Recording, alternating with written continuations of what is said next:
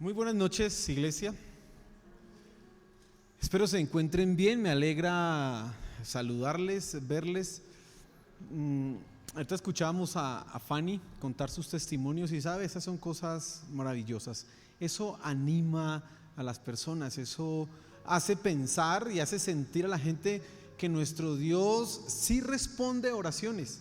Sé que hay algunos testimonios que están esperando cuando ya sea completo, pero que van a darlos cuando se termine el milagro de Dios, porque también tú tienes que entender que hay milagros que son como en proceso, hay unos que son momentáneos, eso como dijo Fanny, de una, pero hay otros que son como un proceso. No podemos pensar, y eso es importante, que no, es que el médico fue el que me sanó. No, es Dios que utilizó a ese médico. ¿Para qué? Para restaurar y sanar nuestro cuerpo. Eso es importante no perderlo de vista. Quiero que abra su Biblia, por favor, en Efesios capítulo 3. Abra su Biblia en Efesios capítulo 3. Y como usted puede darse cuenta, el título de la enseñanza esta noche es Sin excusas. Y usted quizás ha escuchado el dicho o lo que dicen algunas personas, que desde que se inventaron o desde que aparecieron las excusas, todo el mundo queda bien, porque siempre encontraremos una excusa para justificar nuestro incumplimiento, para justificar nuestras faltas o justificar nuestros errores. Y esto es tan viejo que, mire, no podemos pensar. Adán dio una excusa. Dios le dijo: Adán, ¿por qué hiciste aquello? ¿Y qué dijo Adán? La excusa que él utilizó fue echarle la culpa ¿a quién? Es que la esposa que me diste, pues si hubiera sido otra no habría pecado. Esa fue la excusa ¿de quién? De Adán. Usted recuerda otra, Moisés. Moisés tenía que ir a predicarle a los israelitas que estaban esclavos en Egipto, y tenía que ir a decirles que el Dios de sus padres los estaba llamando. ¿Y qué dijo Moisés? Es que yo no sé hablar. Excusas y excusas. Otra excusa que él utilizó: ¿y cómo me van a creer? Lo que no quería era hacer lo que tenía que hacer. Otro personaje en la Biblia que utilizó excusas fue Saúl. Saúl desobedeció a Dios, no haciendo lo que tenía que hacer al matar a todos los amalecitas, sino que él hizo ahí un chanchullo raro. Y cuando vinieron a pedirle cuentas, la excusa que él utilizó fue: es que yo guardé las ovejas para hacer un sacrificio a Dios. Es que el pueblo me dijo. Excusas, excusas y excusas. Nosotros en el capítulo 3 hemos estado viendo, hace 8 días hablamos acerca de las cosas que estamos dispuestos a hacer por amor. Y el amor más grande que tú puedes tener por una persona es predicarle y hablarle ¿de quién? De Cristo. El domingo hablábamos acerca de el regalo o lo que tú puedes dar. Puede que uno tenga plata, no tenga dinero para darle a alguien en los cumpleaños, pero usted sí tiene algunas cosas que hacer: mostrarle gracia, mostrarlo y tratarlo bienvenido, así como Dios nos ha hecho a nosotros. Y yo quiero que hoy tú seas consciente que estamos sin excusas para proclamar el evangelio. ¿Cuáles son las excusas que normalmente usan las personas? Mire, entre las excusas que usted escucha para la gente para no evangelizar es: yo no tengo el ministerio, es que yo no tengo el llamado para evangelizar. Como si necesitáramos que un ángel nos dijera que tenemos que predicarle a alguien de Cristo. Pero algunas personas utilizan esa excusa para no evangelizar ni siquiera a sus familiares, a sus personas más cercanas. Es que yo no tengo el llamado, no tengo esa, no, es que a mí no me fluye. Usan algunos eso. Otros usan: pues es que yo no conozco a nadie para predicarle. Ya le han predicado a tantos que le han predicado a esos y todavía no. Y pues yo no conozco a nadie, no tengo ni amigos inconversos, dicen algunos, que no hay a quien predicarle. Otros utilizan: yo no tengo el conocimiento. Y si me hacen una pregunta difícil, ¿yo qué hago? Y si me preguntan algo que yo no sepa, pues mejor hasta que me las sepa todas. No, ahí sí. Otra excusa es que yo no tengo testimonio. Como yo no vivo bien, entonces yo mejor me quedo callado. Y quizás esa es una de las más terribles, por una sencilla razón: porque Satanás sí se va a encargar de taparte la boca. Ahora, por supuesto, tienes que ser una persona de testimonio. Tienes que vivir bien tu vida para predicar, porque le puede pasar a uno que le digan: usted, ¿qué me iba a decir a mí? Mire cómo vive. Pero eso lo utiliza Satanás precisamente para que tú y yo nos quedemos callados, porque nos sentimos acusados y no proclamamos a Cristo, no hablamos de Él. Y otra excusa es que no es el tiempo. Esta persona, cuando le llegue el tiempo, no es el momento, es que llegará un día en que yo voy a sentir cuando... Excusas. Y quiero que pienses en este momento, en tu vida, quiero que pienses en este punto en las excusas que has tenido tú para no predicarle a ese amigo cercano tuyo que no es cristiano, pero que se la pasa contigo. ¿Qué excusas has tenido tú en tu mente y en tu corazón para no hablarle de quién? De Cristo. ¿Qué excusas tienes tú? Y quiero que miremos acá en Efesios, en el capítulo 3, en el versículo, vamos a mirar el versículo 8 y el versículo 9, 3 cosas que tú tienes que tener en cuenta, que te tienen que llevar a predicar el evangelio. 1, no tienes excusa porque eres pequeño o porque sientes que no eres nadie. 2, no tienes excusa porque sientes que no es importante lo que estás haciendo. Y 3, no tienes excusa por la ignorancia, porque te falta conocimiento. Vamos a mirar en detalle entonces. Dice la escritura así en Efesios capítulo 3, dice: a mí, está hablando Pablo, que soy menos que el más pequeño de todos los santos, me fue dada esta gracia de anunciar entre los gentiles el evangelio de las inescrutables riquezas de Cristo y de aclarar a todos cuál sea la dispensación del misterio escondido desde los siglos en Dios, que creó todas las cosas. Pablo ha estado hablando de lo que él es en Cristo, de lo que él ha estado dispuesto a hacer en Cristo, a soportar la cárcel, a soportar la persecución por predicar el evangelio y no culpar a otros, sino asumir que eso hace parte del llamado que él tiene. Pablo ha venido a establecer que él ha sido dotado de la gracia de Dios para recibir, predicar a los gentiles, y aquí él nos habla de algunas cosas fundamentales que yo quiero que tú tengas presente esta tarde, esta noche. La primera es que tú no tienes excusa si crees que eres el más pequeño. Pablo comienza diciendo aquí: a mí, que soy menos que el más pequeño de todos los santos. A ver, dice la escritura, y eso es algo que tenemos que pensar, que ante Dios tanto el hombre como la mujer son iguales, ¿sí? No podemos pensar que haya uno más grande que otro, porque Dios a todos nos mira bajo la lupa, bajo el tapiz, como si existiera un vidrio, como si existiera un vitral que se llama Cristo, y Él nos mira a través de eso. Entonces a todos nos ve semejantes. ¿A quién? A Cristo Jesús. Pero Pablo aquí está diciendo: soy el más pequeño de todos, soy menos que el más pequeño de todos los santos. ¿Será que lo dirá por su estatura? ¿Por qué lo dice Pablo? ¿A qué se está refiriendo Pablo? Bueno, hay algunas cosas importantes que toca tener en cuenta. Pablo tuvo un pasado terrible. Pablo fue un asesino.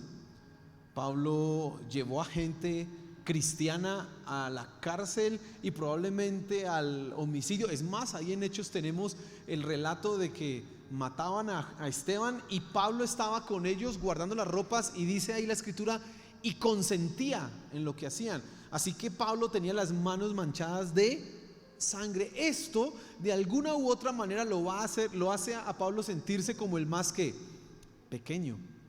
Pero hay otra cosa que le hace sentirse probablemente a Pablo el más pequeño de los pequeños, y es que Pablo no estuvo con Jesús. Pablo es llamado apóstol, pero él no estuvo los 3 años con nuestro Señor Jesús en la tierra. Él llegó después. En 2 Corintios él dice que él llegó después y él fue como el abortivo, lo último que llegó ahí. Y parece ser que algunas personas le echaban en cara a Pablo precisamente eso: y usted que se dice apóstol, pero si usted ni siquiera vivió con Jesús. Es más, uno de los criterios que se usaron en la antigüedad para determinar cuáles libros debían estar en el Nuevo Testamento era que quien lo escribiera debió haber sido testigo ocular de los milagros de Jesús, debió haber estado con él. Por eso Mateo, Marcos, Lucas y Juan son los evangelios que unos fueron redactados, se cree, por los que los vieron, y otros fueron escritos de lo que escucharon aquellos que sí vieron y estuvieron con Jesús. No se podía meter cualquier libro ahí. Y Pablo no está entre ese grupo. Y eso parece ser que lo hace sentirse el más pequeño y como él se designa acá, de todos los santos. Pero hay una cosa más que creo que tenemos que mencionar en este punto, y es la debilidad que Pablo tenía. Dice ahí en 2 Corintios 9, él fue al tercer cielo, él vio revelaciones tremendas. Dice, pero le fue dado un aguijón en la carne para que él no se llenara de soberbia y no se las creyera. Dice, un mensajero de Satanás que me abofetee, dice así el apóstol Pablo. Así que tú ves tres cosas que hacían a Pablo ser y sentirse el más pequeño. Primero, su pasado.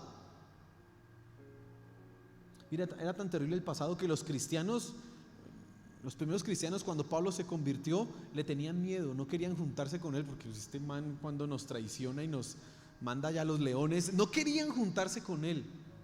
Dos, pues es que él no estuvo con Jesús y venía a hablar de una nueva revelación. Bueno, no nueva revelación, de la revelación del evangelio a los gentiles, cosa que los demás apóstoles luego entendieron, pero fue Pablo el que tuvo esa revelación profunda. Y ahora su debilidad. Y quizás tú puedes pensar eso. Tú puedes pensar que eres una persona que por su pasado no puede predicar, que por la manera en que vivió antes, tiene que mantenerse callado, porque todos los errores que cometió, las personas que ofendió, la gente que lastimó, cuando él vaya a predicar, nunca van a aceptar lo que él tiene que decir. Probablemente eso es algo que te tiene a ti callado, que tú sientes que yo cómo voy a hablar de Cristo si yo era una porquería. Me es más que suficiente que yo sea cristiano, me es más que suficiente que yo sea salvo, pero predicar con mi pasado. Y además se junta otra cosa, y es que probablemente tienes debilidades en tu vida. Probablemente hay cosas con las cuales sufres. Ahora, actualmente, ya no es el pasado, ya no es lo que sucedió allá atrás, sino lo que estás viviendo en este momento. Y entonces luchas con algunas situaciones en tu vida. En el trabajo le echan los chistes de esos de doble sentido, y usted que no es tan radical con eso, y después se acuerda, yo soy cristiano. Ay. Y usted dice, ¿cómo le voy a predicar a estos? ¿Cómo le voy yo a decir a él que vamos a la iglesia cuando yo mismo he participado de los chistes? ¿Cómo yo voy a decirle a esa persona que vaya a la iglesia cuando yo he participado en charlas hablando contra mi jefe? Si estoy infringiendo el 8º mandamiento, el 9º, perdón. ¿Cómo yo? Y entonces eso te hace sentir que no. Y también, pero es que yo no voy a la iglesia, y voy a la iglesia cada, como el cometa Halley, ¿sí saben ese cometa, no? Aparece yo no sé cada cuántos años. Y así hay gente que viene a la iglesia. Entonces dice, ¿yo cómo voy a ir si no estoy allá? Pero ¿cómo voy a predicarle a alguien? Pues sabes, aunque tú sientas que eres el más pequeño, como Pablo, Dios también te puede usar. Amén. Dios también te ha llamado y te ha escogido a ti para llevar su nombre. No interesa si has tenido un pasado terrible, aun si hoy luchas con cosas, estás llamado a corregirlas, pero tú eres un siervo de Jesús, y tu responsabilidad, sin excusas, es predicarlo a Él. Algunos pueden pensar, pero es que yo no soy bachiller, yo no tengo ninguna formación intelectual secular, es decir, no tengo ni primaria, ni bachiller, ni universidad, y como que para predicar el evangelio se necesita esto. ¿Yo qué voy a decir? No, yo no sé. Quizás dices tú, es que yo me enredo, si eso nomás contando una historia me enredo, ¿cómo será hablando de Cristo? No sé. Quizás eso es lo que tú estás pensando. Quizás eso es lo que te ha mantenido callado. Piensas que eres pequeño. Pero Pablo que él se designa el más pequeño, ni siquiera estuvo con Cristo. El abortivo no fue como Pedro, el apóstol Juan, todos esos grandes apóstoles. Él no tenía eso, y aún así fue usado por Dios de una manera tremenda. Tú también puedes ser usado por Dios. ¿Sabes? Hay un versículo ahí en 1 Corintios 1 que quiero que miremos. Vamos a leer el versículo 26 y el versículo 29.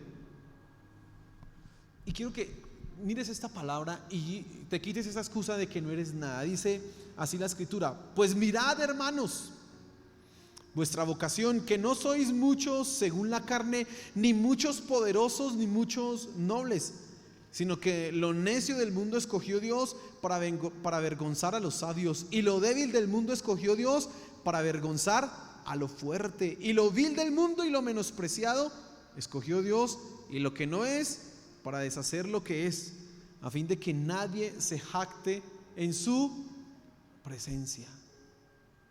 ¿Qué hizo Dios? No escogió lo mejor, Dios no escogió lo perfecto, Dios no llamó a aquellos que estaban en lo más alto, los más inteligentes, los perfectos. No, te llamó a ti, me llamó a mí, que somos de lo vil, de lo menospreciado, de lo que no tiene nobleza, para que proclamemos su nombre. Y tú tienes que llenarte de ese pensamiento. No saques la excusa de que eres pequeño. No lo puedes creer, no. Tú eres escogido por Dios. No tienes excusa por tu incapacidad o pequeñez. Has sido puesto por Dios para cumplir su propósito. En segundo lugar, tú no tienes excusas por la importancia. Es que algunos piensan: pues es que no es tan importante que yo les predique, porque mire tantos buenos predicadores que hay, y yo escuché ese otro que evangeliza, y hay uno que se sabe un método allí, y hay unos que tienen unos videos en YouTube, y entonces sale una gente evangelizando que uno dice, pues no es tan importante, ahí hay tanta gente que les predica.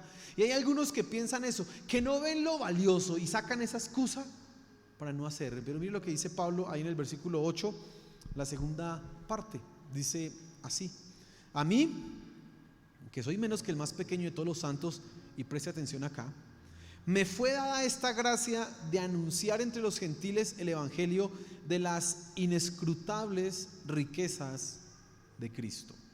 Primero que todo, predicar el evangelio no es una obligación, es un privilegio. Tú no puedes sentir la tarea y la labor de decirle a alguien que Cristo lo ama como una obligación. Debes sentirlo como aunque déjeme decirle que es una obligación. Amén. Estamos llamados a cumplir eso. Pero por favor, entienda que eso es un gran privilegio, porque dice la Biblia que los ángeles desearían hacerlo. Se mueren por proclamar a Cristo, por enseñar las grandes riquezas de Cristo. Pero ese privilegio nos ha sido dado a nosotros. En segundo lugar, no solamente es una gracia, sino que fíjate ahí que dice anunciar entre los gentiles el evangelio de las inescrutables riquezas. Esa palabra inescrutables son indescifrables, muy difíciles o imposibles de conocer profundamente, casi que la explicación de esto tan gigante, inescrutable, no podemos hurgar por allá. Pero a nosotros se nos ha dado la posibilidad, el privilegio de predicar las riquezas de lo que Cristo ha hecho. Solo por ese hecho, tú ya tienes que saber que esto es muy importante. No es cualquier mensaje el que tú estás dando, no es cualquier cosa la que tú le estás proclamando y predicando, enseñando a alguien. Estás enseñando la palabra más poderosa. No puedes pensar que hablar de Cristo carece de importancia. ¿Sabes? Yo veo que algunas personas en sus charlas con los que no son creyentes tienen un temor por decir: tú no debes hacer así porque eso no dice la Biblia. Oye, tú debes saber que después de que mueras tienes que escoger o el cielo o hay el infierno. Tienes que saber que eso va a suceder. Ahí les da como temor, y entonces empiezan a predicarle el evangelio, pero desde la perspectiva de los valores. Entonces no les dicen: la Biblia no dice que hay que no robe. No, dicen: Usted sabe que eso no, un valor es ser honrado. Y quieren meterle la Biblia a las personas y el Evangelio con valores y principios éticos, pero no mencionan nunca a Cristo. No mencionan nunca que el Evangelio es la respuesta, porque creen que al mencionar a Cristo ya se pierde importancia. Creen que lo más valioso del Evangelio precisamente es la buena vida que podemos adquirir. Entonces le enseñan a la gente, y eso se llama moralismo. Es decir, aprenda a vivir bien, no importa Cristo. Pero el Evangelio, en el centro del Evangelio está ¿quién? Cristo Jesús. Ayer hablaba con mi esposa algo, y es el poder de la palabra. Hay un video circulando por ahí, un coro, el coro gay le llaman a eso. Y entonces aparece un muchacho cantando y dice: te dijeron que veníamos por tus hijos, pues tienen razón, venimos por tus hijos. Les vamos a enseñar a amar. Y bueno, no sé, usted puede mirar eso, está ahí en internet. Es tremendo eso que dicen.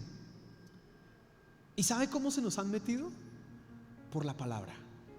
Porque una palabra que se empieza a circular, que se empieza a hacer común, se transforma en una ideología, en una idea, y después de un tiempo en que eso se ha dicho aquí, se dice allá, se dice acá, en todos los lugares, se vuelve una verdad. La palabra tiene un poder, sea para mentiras, como lo que están intentando la agenda LGBTIQ y más meter en la sociedad, o sea la verdad. Hay un poder. Mire, Dios, ¿cómo hizo el mundo? ¿Cómo hizo Dios la creación? La palabra tiene poder. La salvación del mundo es por la palabra encarnada. Cristo es la palabra encarnada. ¿Cómo es que las personas se salvan? Por la predicación de la palabra, dice Primera de Corintios. Todo está en la palabra. Y tú no puedes pensar que hablar de Cristo no es importante. No puedes creer que eso es lo menos. No, yo desde que les enseñe principios para que apliquen en su matrimonio, o con la educación de sus hijos, o en su economía, o a los jóvenes les digo: muchachos, mire, no tengan relaciones sexuales. Y usted no le dice porque es pecado antes del matrimonio. Usted les dice porque es que es un problema, se puede ganar una enfermedad de transmisión sexual. Y no menciona, no, es que eso no es correcto, eso es pecado. Cuando lo hacemos así, estamos negando la importancia de Cristo Jesús. Porque todos aquellos que están afuera necesitan escuchar que Cristo es la respuesta para sus problemas. Y todo comienza con Cristo. Ahorita Fanny mencionaba algo mientras ella estaba orando y decía en sus oraciones, no son las palabras literales, pero ella decía algo así como: que no sea nuestra fuerza, nuestra sabiduría, sino que sea Cristo obrando en nosotros. Bueno, cuando nosotros le mencionamos a las personas los valores y no les hablamos de Cristo, les estamos enseñando a que se porten bien en sus fuerzas y no en Cristo. Y eso no es el Evangelio. Eso no es el Evangelio. No puedes pensar que esto carece de importancia. Mira, el mensaje cristiano es el más valioso que el mundo pueda tener. Solo el mensaje de Cristo puede transformar una vida. Solo el mensaje de Cristo puede cambiar una familia. Solo el mensaje de Cristo puede transformar una localidad, una ciudad. Mire, yo veo aquí personas, y sé que allá en casa hay personas, que si nos pusiéramos a escuchar los testimonios de sus vidas, de lo que Dios hizo, de dónde los sacó, nos quedaríamos nosotros sorprendidos. Diríamos: ¿a usted Dios lo sacó de eso? ¿Y todo por qué? Porque un día alguien le predicó el Evangelio, le dijo: usted necesita a Cristo, arrepiéntase. Ese es el mensaje más valioso. Así que no puedes pensar que no es importante. Esa no es una excusa. Y en tercer lugar, tú no tienes excusas porque te falta conocimiento. Mira lo que dice el versículo 9. Dice: y de aclarar a todos cuál sea la dispensación del misterio escondido desde los siglos en Dios, que creó todas las cosas. Y efectivamente, una de las personas que más conocimiento ha tenido de los misterios de Cristo y de su obra y del plan de salvación y de redención se llama Pablo. Saulo de Tarso. Ese que fue un asesino, ese que no estuvo con Jesús, fue una de las personas que tuvo la mayor revelación de la obra de Cristo. Pablo. Si tú te dedicas, si tú prestas atención, no solo vas a poder hablarle a las personas que necesitan ser salvas porque hay un cielo y hay un infierno, sino que les podrás explicar cuál es el plan de salvación, cuál es, y aquí dice el versículo, la dispensación del misterio. Y la dispensación es cómo Dios ha organizado el plan de salvación, el plan de redención para la humanidad. Cómo es que Dios organizó eso. Y tú, si te dedicas, podrás hacerlo, porque todo el que está en Cristo, la Biblia lo dice, adquiere y tiene un conocimiento superior. Pero tú sí tienes que dedicarte. Tú sí necesitas prestar atención. Tú sí necesitas tomar nota. Necesitas leer la Biblia, subrayar y aprender algunas cosas, tenerlas claras en tu cabeza.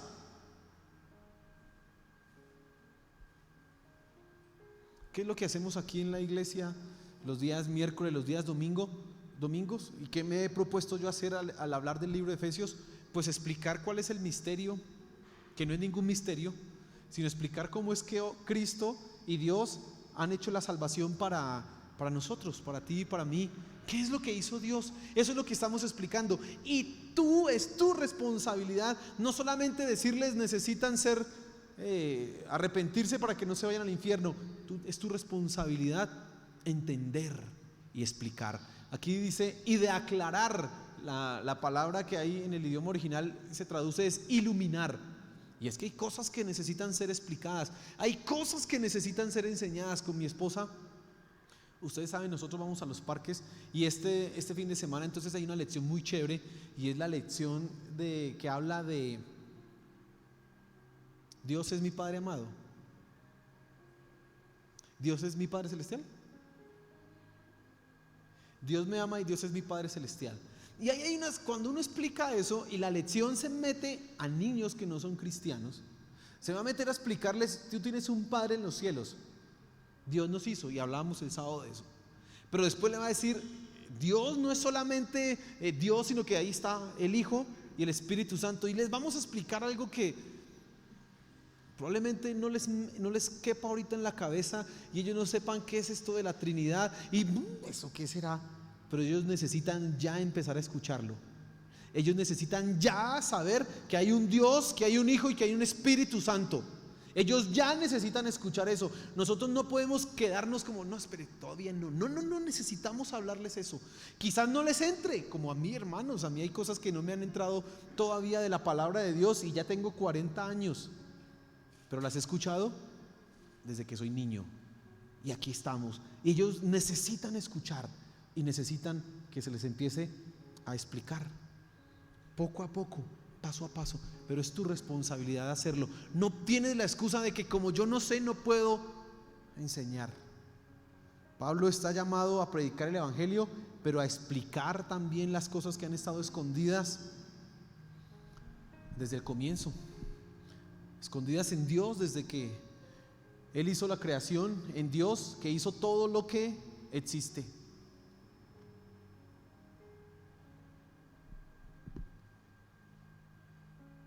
Yo les he dicho a ustedes que ser cristiano es la decisión más inteligente que tú puedes tomar. Y si aquí hay alguien que nos visita por primera vez,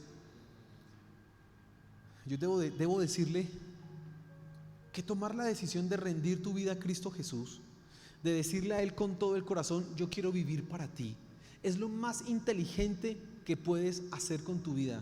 Tú que me estás viendo en casa, si no has entregado tu vida a Cristo Jesús, es lo más inteligente que puedes hacer. Pero además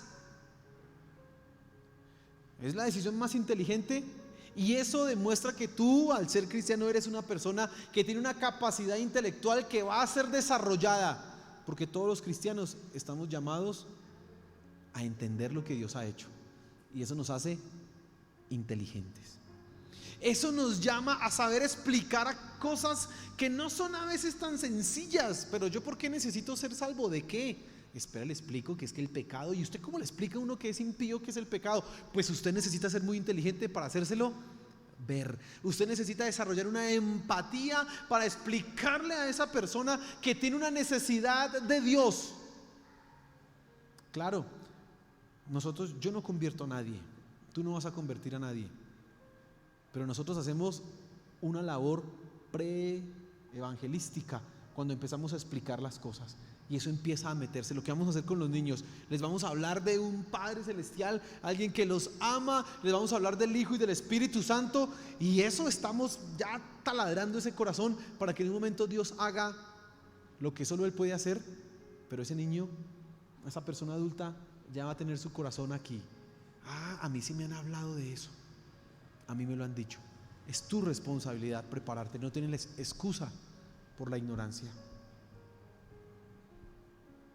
Ahora yo quiero que pienses nuevamente en las excusas que tienes.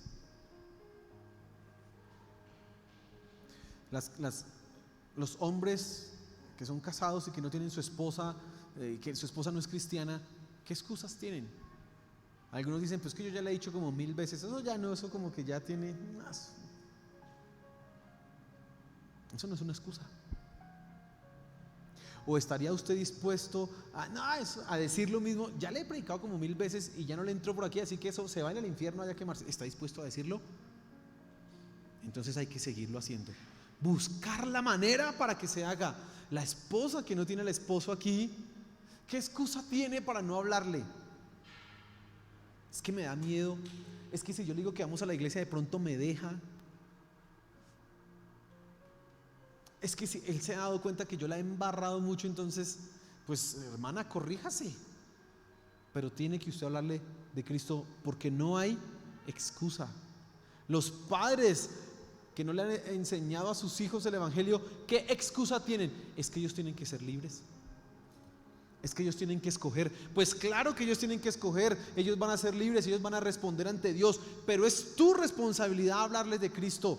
No puedes quedarte callado. Tienes tú que predicarles a ellos para que Dios haga luego la obra en sus corazones. Usted que tiene compañeros de trabajo que no conocen de Cristo, ¿qué excusa tiene para no hablarles?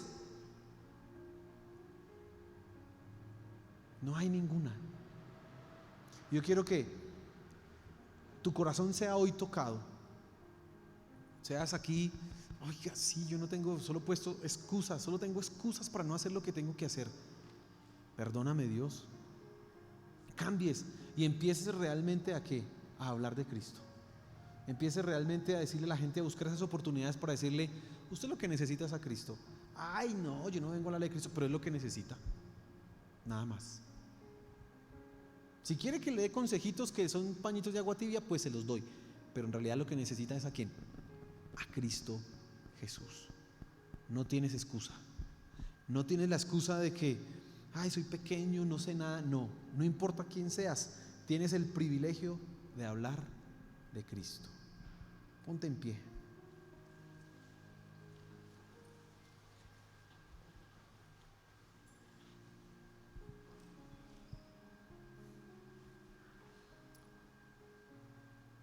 Nosotros soñamos que Bendición Abundante, esta iglesia, sea una iglesia, sea la iglesia de más impacto en la localidad.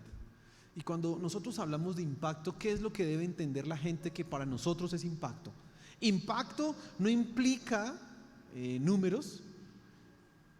Impacto no está supeditado a tener cantidad, a tener quizás la mejor banda o el mejor edificio. Eso no es impacto, aunque eso sí va a impactar, claro, pero eso no es lo que nosotros queremos. Bendición Abundante y Back Central quiere hacer impacto en esta localidad por medio de vidas cambiadas, porque cuando una vida es cambiada por el poder de Dios, eso impacta a una familia. Mire, cuando un esposo que era un borracho, maltratador, mejor dicho, irresponsable, mujeriego, es cambiado por el poder de Dios, su esposa y sus hijos saben que algo pasó ahí y empiezan a creer que Dios hace milagros y su vida es impactada. Cuando una mujer se convierte, su esposo, ¿qué pasó acá? Y esto, oiga, como que eso sí es verdad. Cuando un joven es transformado por el poder de Dios, su familia también es tocada. Así que eso es lo que queremos hacer nosotros: impactar nuestra localidad, impactar los alrededores, Kennedy, Soacha, Ciudad Bolívar, aquí nomás, Bogotá, Colombia. Eso es lo que queremos hacer: impactar como vidas cambiadas. Pero solamente son cambiadas cuando Cristo toca esos corazones. Y para que Cristo los toque, tú necesitas hablarles de Él. No te puedes quedar callado. ¿Quieres que, es que quiero que mi esposo cambie? Háblale de Cristo. Es que quiero que mi familia, mis sobrinos o no sé qué cambien. Pues háblales de qué, de Cristo. De lo contrario no va a pasar nada. Señor, gracias por tu palabra. Gracias por el privilegio que tenemos de proclamar tu nombre. Gracias por la oportunidad, Señor, de servir. En lo más grande y más valioso que hay es que las vidas sean cambiadas. Señor, perdónanos cuando hemos puesto excusas, cuando en nuestro corazón y en nuestra mente tenemos excusas para no predicarte a ti. Perdónanos, Señor. Por favor, perdónanos. Y ayúdanos a entender lo que tú has hecho en nosotros, a poder hablar de manera clara. Danos la gracia, la capacidad para explicar todo lo que tú has hecho. Por favor, Señor, que podamos explicarle, hablarle a los demás y ellos sean tocados por tu poder y tú hagas un milagro, Señor. Por favor, te lo pedimos. Ayúdanos, Señor Jesús. Ayúdanos, Señor. Gracias, Padre Celestial, por tu palabra. Amén y amén. Dale un fuerte aplauso a nuestro Señor.